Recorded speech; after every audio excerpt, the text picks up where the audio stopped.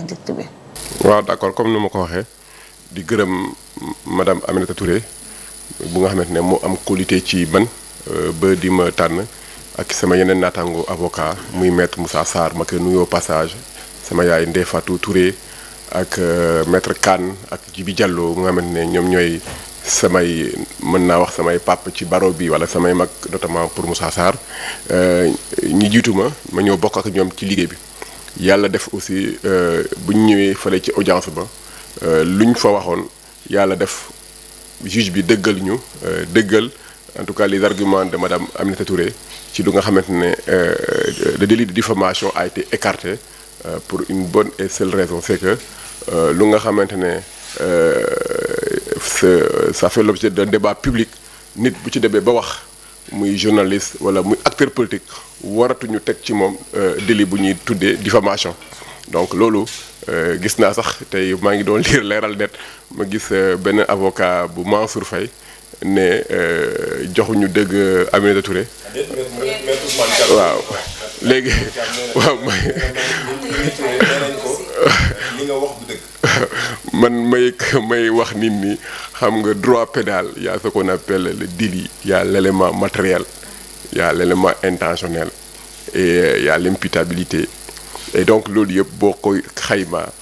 boo juge bi demee ba naan bu dee le poste de Aminata Touré existe bel et bien mu assumer ko mooy l'élément matériel bu nga xam ne mën nañ ci sukkandiku foog ne peut-être am na un début de matérialité du délit donte Mansour Faye n'a pas été la première cible de madame Aminata Touré parce que moom da doon seetal boppam ci rumeur yi nga xamante ne da doon jóg ñu naan moom mii ci gestion laal méngool ak yoon et qu'il a été épinglé mu génn mu ne man kenn épinglé wu ma waaye le responsable de beaucoup de malversations financières dans ce pays c'est le président Macky Sall accessoirement mu tudd ci goroom muy Mansour Faye mu utiliser benn terme bu muy woowee carnage financier Mansour Faye gis ci boppam ne loolu délit la madame Aminata ba mu ñëwee ba ca baar ba mu ne wax ji moo ko wax assumer lépp génnew ci virgule yokkul ci dara mu assumer totalement loolu ça veut dire que le fait matériel on peut prendre acte leneen bu nga xamante ne avocat wala juriste bu délit balaa muy am comme ni ma ko waxee il faut que mu am élément matériel mu am élément intentionnel en matière de diffamation l'intention la bonne foi et l'intention de nuire peut être l'élément intentionnel ça veut dire que yow da ngay jóg te sukkandiwu ci dara nga jóg rek tëb inventé lu nga xamante ne musul am dara peut-être que c'est ça simplement c'est ta pure invention nga génne ko def ko ci ndondu nit nga def ko ci noonu ñu ne Aminata Touré dafa commenter les rapports qui existent dans la gestion du fonds Covid rapport bi nag épinglé le ministère dans lequel monsieur Mansour Faye avait la gestion te ci recommandation 55 ci rapport bi bu ngeen ko lire dañoo jël ne faut que ñu topp ay nit man nag ci défense su Mansour Faye dans le cadre du rapport bu nga xam ne mën naa am ngeen xool ko après ñu ne c'est le DAGE mënuma ko tudd parce que xam naa turam mais du ma ko tudd parce que l'idée n'est pas de jeter les gens en pâture ñu ne ci recommandation bi moom lañ tudd te bu ngeen xayma la loi organique de 2007 de 2020 dafa ne ci suñu réew léegi avant c'est les ordonnateurs de dépenses publiques c'est simplement le ministre des finances mais léegi chaque ministre dafa am ce qu'on appelle la compétence d'ordonner les dépenses c'est-à-dire que ci ministère boo ci ayma à partir de 2020 sur les recommandations de l'UEMOA am nga loolu c'est-à-dire que benn DAGE benn agent du ministère mënul tey ñu fi nekkoon dëmb ci Macky Sall ak ñu fi nekk tey ci le président Bassirou Diomaye Diakhar Faye amuñu sañ-sañ ne seen sama DAGE moo def lii te man ministre bi man laalewu ma dara donc ñu ne imputabilité voilà ñu ne DAGE yi on a cité tellement de DAGE mu am ay recommandations pas seulement ci benn DAGE waaye ci DAGE yu bari ci yeneen i fait également ba ci rapport yi nga xam ne génnewoon nañ ko ci Cour des comptes ci lu jëm ci gestion fonds Covid-19 mais dans l'entendement même et dans la perception des Sénégalais la ñuy jàpp mooy DAGE bi lu mu def ministre beeg ko sant waaw Sénégalais lu ñu wax nii. je sais pas nag si. loi bi moom loolu la waaw. wax. loi de finances 2007 c'est les recommandations de l'UEMOA léegi tous les ministres sont ce qu'on appelle ordonnateur de dépenses publiques. ñoom ñuy joxe ndigal. te d'âge bi sax buñ ko waa Cour des comptes comme déglu moom nee na le barème des prix sur lesquels justement le DILI par exemple bu ñu ko doon tuumaal mooy surfacturation mu ne ministre bi moo ko jox maanaam boo dégloo ci moom ci défense am ci dans le cadre du rapport de la Cour des comptes nee na ministre bi moo ko jox donc moom dafa sukkandiku ci lu ñu ko jox pour établir les prix donc ça veut dire que boo xoolee débat bi loolu rapport bi déjà madame Aminata Touré nekkoon na fi parlementaire ak ñoo Guy Marius Sagna ak yeneen député ñoo Ayib Daffé ñu saisiroon Assemblée nationale pour la mise en place de la haute cour de justice bu nga xam ne ministre bu nga xam ne jàpp ngeen que dañ koo tuumaal ci délit dañ haute cour de justice moo ko war a aytu ñu def loolu encore mooy deuxième élément bu nga xam ne ci la Aminata Touré sukkandiku pour justement wax lu mu waxoon par rapport à la gestion du fonds Covid donc juge sénégalais contre mu ñëw dugg maintenant dans les standards de la justice internationale en matière de diffamation parce que en France boo xoolee quand un fait l'objet de débat public ñëpp di ko waxtaanee suba yow mii bu nga xamante ne lu ñuy waxtaanee donte arrangé wu la mënoo tëb Birahim Touré wala Thiala def benn chronique saf-saf mu bañ la arrangé rek bu subaa nga defal ko citation rek nga ne ko yow dem lay yónni yoon parce que da nga maa diffamé alors que loolu ça fait l'objet de débat public parce que xam ngeen dans les grandes démocraties. L'excuse de bonne foi. Ce n'est même pas une excuse parce que ça fait partie même des critères de définition même du délit parce que bu fekkee ne nit ki. ci wàllu justice ci wàllu arsenal judiciaire bi juridique et depuis longtemps li ñu naan l'excuse de bonne foi dañ ko bokk na ci. maanaam kon yaa wax comme li Thiala laaj xaw ma Alamine yaa wax waaye amoo preuve ci li ngay wax waaye donte amoo preuve ci la ngay wax mais la nga wax suscité na débat. am na intérêt général te ni ma jàngatee seen kiiwu démb bi mooy li procès bi fu mu mujjee mooy ni juge bi nee na ko la nga wax indiloo ma ci ay firnde mais mbirum diffamation mënuma ko ci teg parce que wane woo mbirum ni da nga soxoree nit ki wala da nga ko mere wala mu am benn animosité amul intention peut-être nuire waaye daanaka tooñ nga excuse bonne foi moom mooy def nga non maanaam su ma nee tooñ nga mooy waxal nga nit ki loo xamee ni indiwoo ci preuve ci loolu lañ ko jàngatee. waaw man lu ma ci amuñu même jàngat dama jàpp ni que avocat Mansour Faye. yaay juriste bi mais man citoyen sénégalais bi avocat Mansour Faye xam nga lu ñuy wax. dafay mel ni ñoom dañu jàpp ni que boo waxee nit ki. yow yaa responsable carnet financier yow da nga ko tuumal ni que def na malversation sur le plan de la légalité maanaam de la condamnation bu dee ci point boobu madame Aminata Touré musul ne que Mansour Faye dañ ko mus a condamné sur ces faits là kenn waxu ko donc ñoom vérité bu ñuy wax noonu te enquête bi sax commencé gul ci les faits parce que c'est pas parce que amagul condamnation amagul instruction amagul enquête sur les faits que nit ñi mënuñu am seen opinion seen avis sur la gestion des deniers publics te boo xoolee madame Aminata Touré musul utiliser le terme détournement musu ko wax dafa ni rek que président Macky Sall mooy responsable du carnage financier relatif à la gestion des fonds Covid dont son beau-frère en a participé activement. Donc ça veut dire que sax Mansour même n'est même pas sa cible principale donc bu fekkee ne tey jii nu tooñ amoon na sax parce que nit ki sax même bu fekkee ne sax amoo défaut délit nga tooñ ñi sax war nga mën a am ndàmpaay moo tax ma ne la tooñ amut parce que man sax su ma la bousculer par inadvertance par exemple teyuma ko nga am ci gaañ-gaañ mais doonte mën naa ne man teyuma ko ci tribunal mais bu dee yow am nga préjudice ba nga xamante ne dédoo na sa kaw mais yow da ngay demander dommage intérêt donc bu fekkee ne boo moo tax ma ne tooñ amul parce que tooñ bu amoon donte peut-être lu ngay wax ne excuse de bonne foi am na te loolu am na ngaañ-ngaañ ci Mansour Faye peut-être que juge bi dañu doon ne madame Aminata Touré jox ko ndàmpaay moo tax ma ne tooñ amul. Finalement il a coupé la poire en deux. Il y a même pas ça parce que délit soit am na soit amut et que en matière de délit quand un prévenu est devant la barre bu ñu ko bàyyi ci lu ñu koy toppee lu ñuy woowee relax devant la cour devant les assises bu ñu ko bàyyi lu ñuy wax acquitté te duñ ko utal beneen lay à part peut-être dossier Ousmane Sonko. démb lan la ñu wax. mais démb dañu ne. Madame Aminata Touré a été relaxée sur le bénéfice de la bonne foi. Mais la bonne foi signifie tout simplement, en matière de délit de diffamation, l'absence d'éléments moraux, l'absence d'éléments intentionnels qui consiste à dire que lu mu wax dafa ko jébbale simplement pour nuire. Parce que loolu bu amoon loolu mooy délit am na. parce que laa bëgg nit ñi mu leer. loolu mooy maanaam ni bonne foi bi mooy amul intention wu gaañ nit.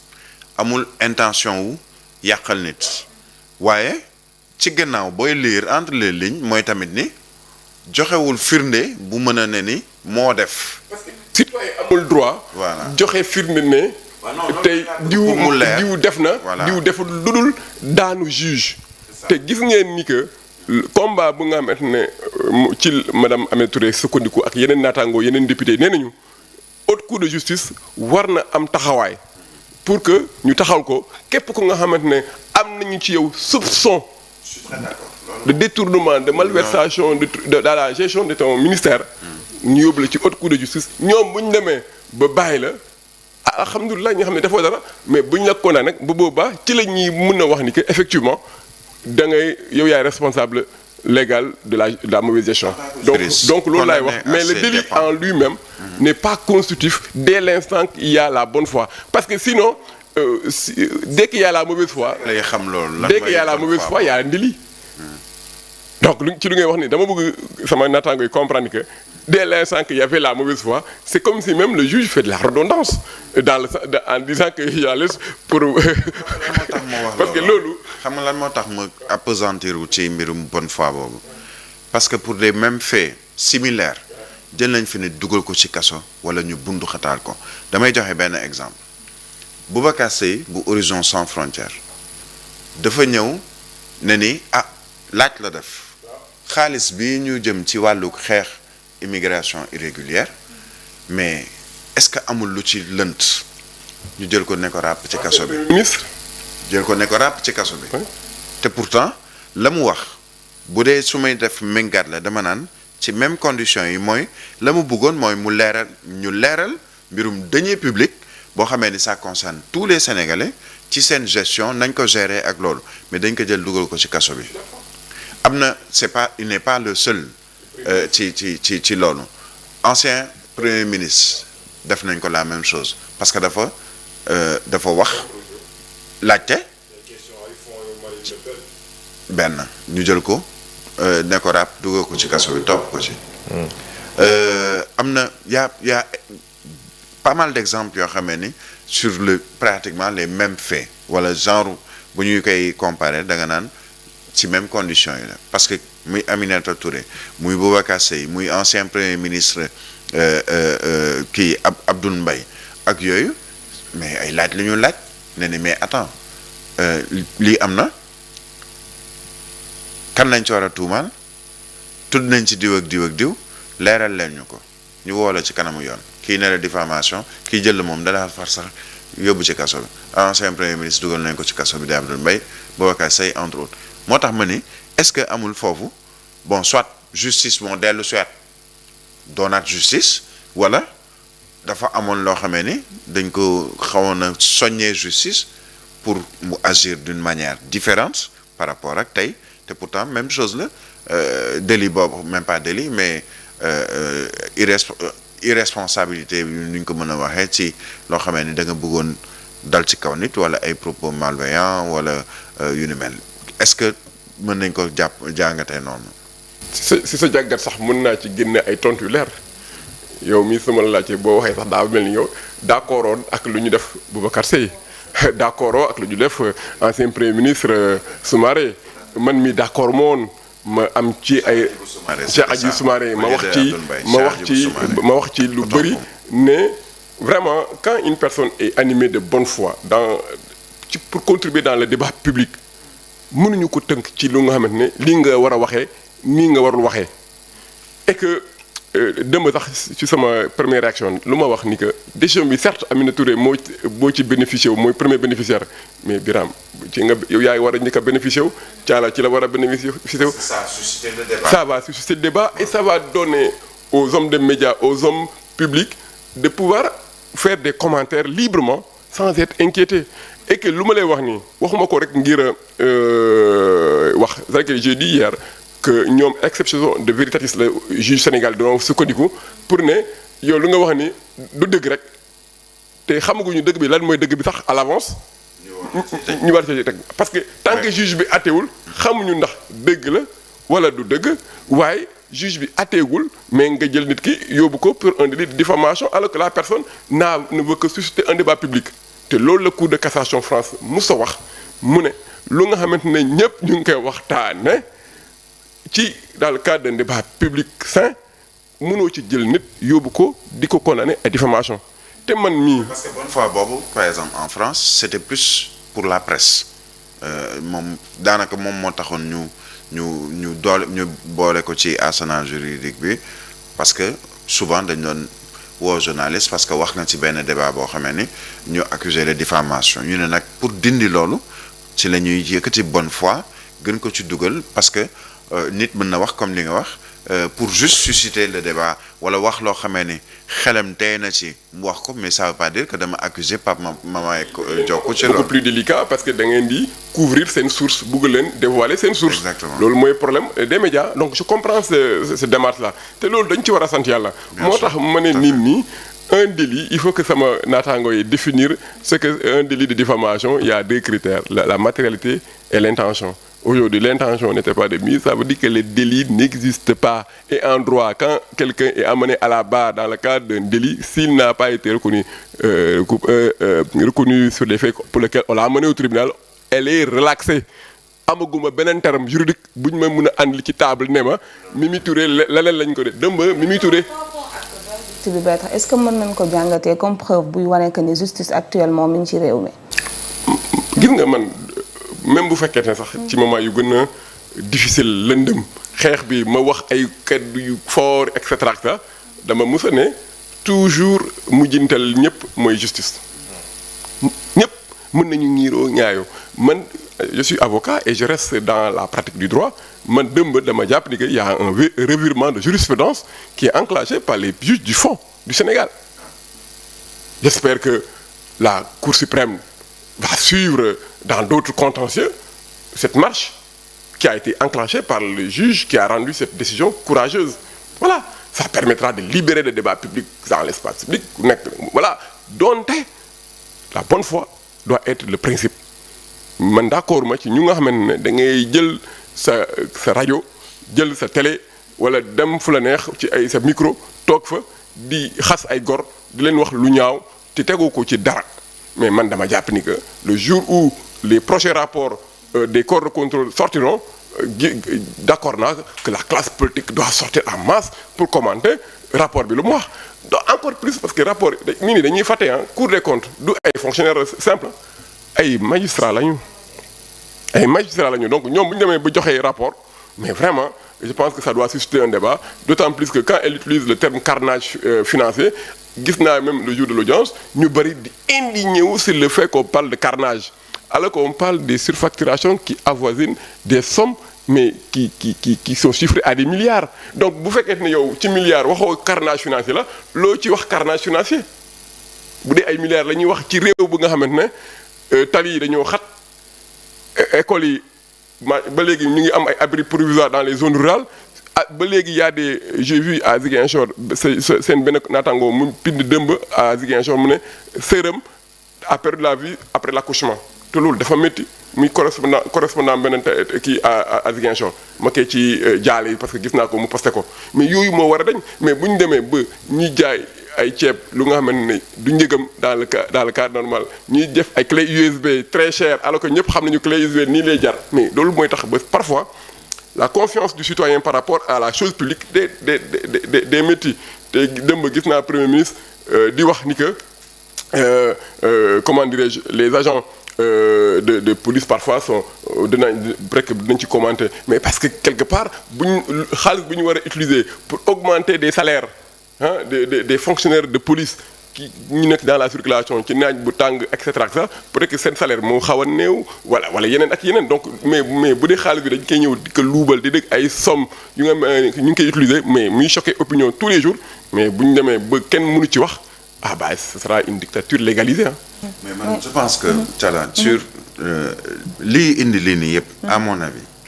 mooy l'absence de poursuite ci li nga xam ne moom mooy rapport yi ñu fi indi yëpp c'est-à-dire tous les rapports yi ñu publier bu ñu yéexalee mbir yi je prends juste ce rapport bi nga xam ne moom moo indi coow li comme on dit muy gestion fonds Covid-19 mooy 1000 milliards yooyu tey Cour des comptes la mu génnee rapport boobu ba mu ko génnee du tey du démb mais bu ñu hâté woon le pas accélérer la cadence pour reprendre Aminata Touré bu ñu accélérer woon la cadence si rapport yi génne nañ ko recommandation yu nekk ci rapport yi ñu appliquer ko maanaam am na ci recommandation yi xëy na dañ ne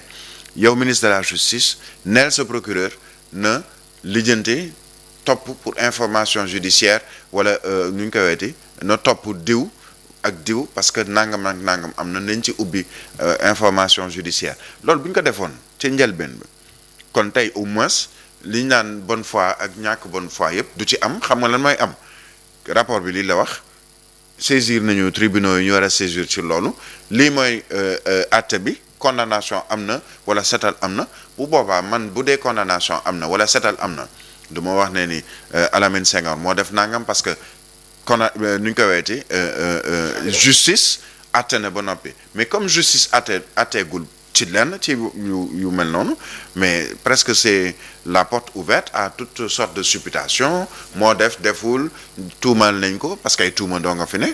te tuuma yooyu mënoo ko étayer parce que justice àtteegul moo tax man la question aujourd'hui que je me pose mooy pourquoi est-ce que àttewuñu la pas baraluñu jéego yi pour rapport yooyu ñu indil yépp mais ñu mën a gis reddition des comptes ba mën ko teg sur la table. Pour les ministres qui ont un privilège de juridiction balaa ñu leen di mën a àtte Birahim xam nga ne que il faut que ñu def waaw non dama ne pour ministre waaw loolu laa wax mais où sont les on nous a parlé de DAGE on nous a parlé de directeur de ceci ou secrétaire ñaata yoon la Sénégal di condamné ay DAGE depuis jamono socialiste ba jamono Ablaye Wade ba tey ba ñëpp ñu ngi am ce sont ñoom la ñuy sacrifier je ne les dédouane pas mais il faut que aussi yenn saa que ñu toucher un peu au fond des choses quoi mais boo gisee ay parlementaire defoon requête boobu tey amul ça va pas le jour man boo tax ma bokk ci ñu nga xamante ne dama jàpp ni que assemblée nationale bu nga xamante ne tey moo nekk de mise dañ ko war a sayal pour andi beneen assemblée nationale bu nga xamante ne day méngoo ak doxalinu vision président Bassirou Diomaye Faye avec le premier ministre Ousmane Sonko pour que lu nga xamante ne conc bu ñu doon def ci ay coude pour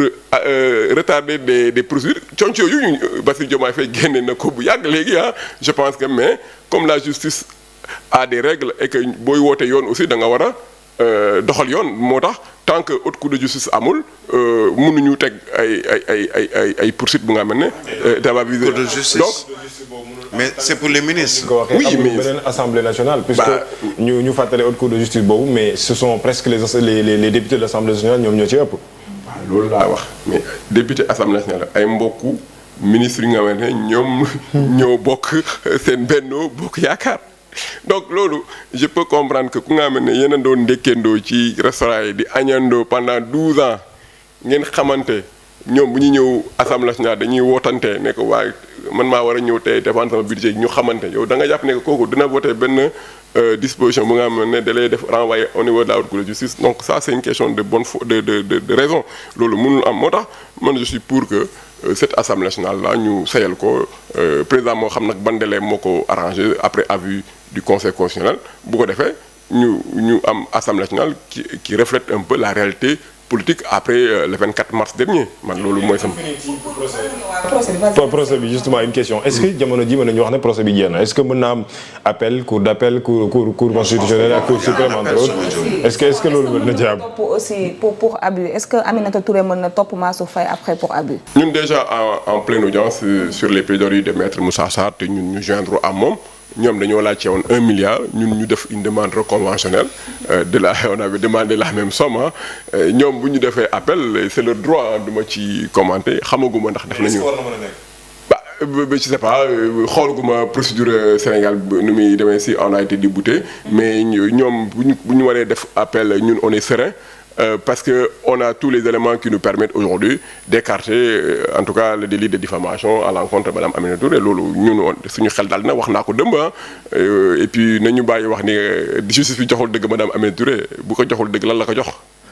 donc xam nga lu tax may insister sur ces rapports-là qui ont été sortis. Disponible sur la place publique comme on dit disponible parce que ce sont des rapports publics mooy ni dafa am ay recommandations ci amoon si je prends le rapport du fonds Covid-19 il y a eu 81 recommandations par exemple dama lay jox recommandation numéro 71 bi cour bi xam lu wax la cour demande au garde des Sceaux ministre de la Justice d'ouvrir une information judiciaire à l'encontre de X directeur de l'administration pour ne pas le citer mais mu ngi ci biir te ñëpp xam nañ ko directeur de l'administration générale et de l'équipement du ministère de la communication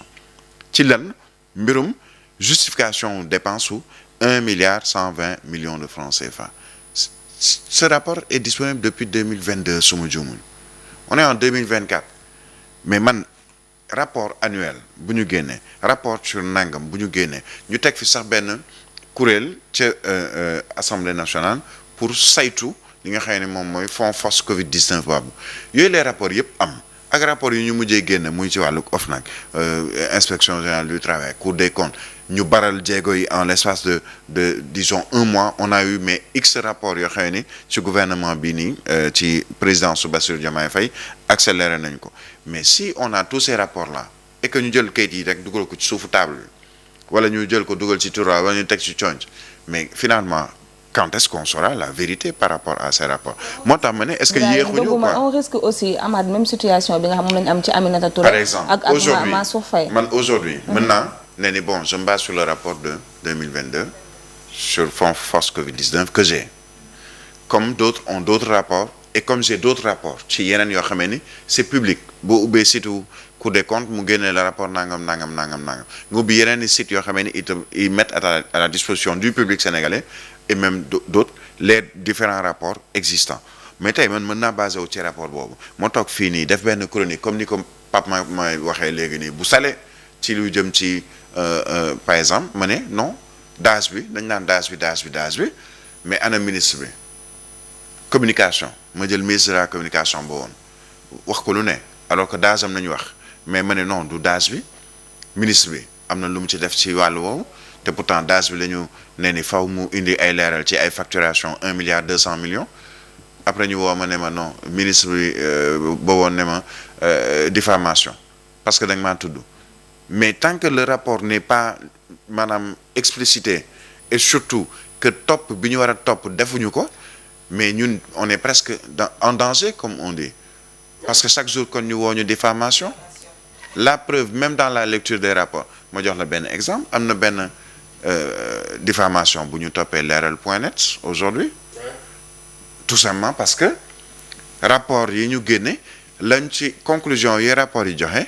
peut-être ku nekk lecture bu différente nga ci am mais tant que teguñu ko ci